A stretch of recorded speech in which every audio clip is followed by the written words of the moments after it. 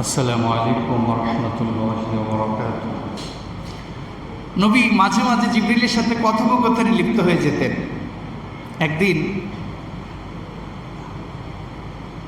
হাসি তামাশা করে তো নবীর কাছেই তুমি আল্লাহর বার্তাগুলি আনা নেওয়া করেছ, তো তোমার বয়স কত, তোমার কি জানো, তোমার কি জানা আছে? তখন জিবরিল আমিন বলছেন, ইয়া রাসূলুল্লাহ, আমার সঠিক বয়স কত সেটা আমি বলতে পারবো না, তবে আমি একটা হিসাব আপনাকে দিতে পারি। এই হিসাব অনুযায়ী যদি আপনি মিলান তাহলে হয়তো আমার সঠিক বয়সটা আপনি বের করতে পারবেন। তো বলছেন যে তাহলে আমাকে একটু ধারণা দাও তো, তোমার বয়স কত? ওই আল্লাহ সুবহানাহু ওয়া তাআলা যখন আরশে আজিম সৃষ্টি করলেন, আরশে আজিম সৃষ্টি করার পর আল্লাহ সুবহানাহু ওয়া তাআলা আমাকেও সৃষ্টি করলেন। আমাকে সৃষ্টি করার পর আমি দেখেছি যে একটা তারকা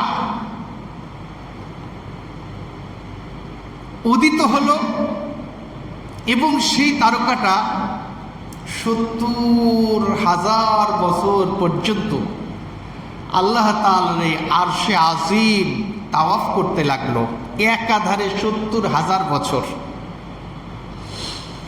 এবং আমি তাকিয়ে দেখেছি যে এই ৭০,০০০ বছর পর এই তারকাটা নিভে গিয়েছিল, আবার আরেকটা তারকা তৈরি হলো, সেই একই তারকা একই সিস্টেমে একইভাবে আরশে আজিম তাওয়াফ করতে শুরু করলো। আবার একাধারে ৭০,০০০ বছর তাওয়াফ করলো। ৭০,০০০ বছর তাওয়াফ করার পর আবার নিভে গেল। এইভাবে আমি ৭২,০০০ বার ওই তারকাটাকে নিভতে এবং জ্বলতে দেখেছি। বলুন আল্লাহু আকবার।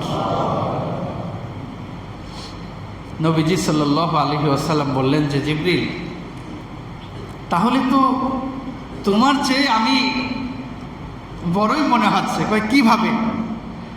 কই তোমাকে সৃষ্টি করার পর তুমি যে তারকাকে আরশে আজিমের চতুর্দিক দিয়ে প্রদক্ষিত হতে দেখেছো, ঘুরতে দেখেছো, তাওয়াফ করতে দেখেছো, সেইটা ছিল আমি মুহাম্মদুর রাসূলুল্লাহ সাল্লাল্লাহু আলাইহি ওয়াসাল্লামের রূহ।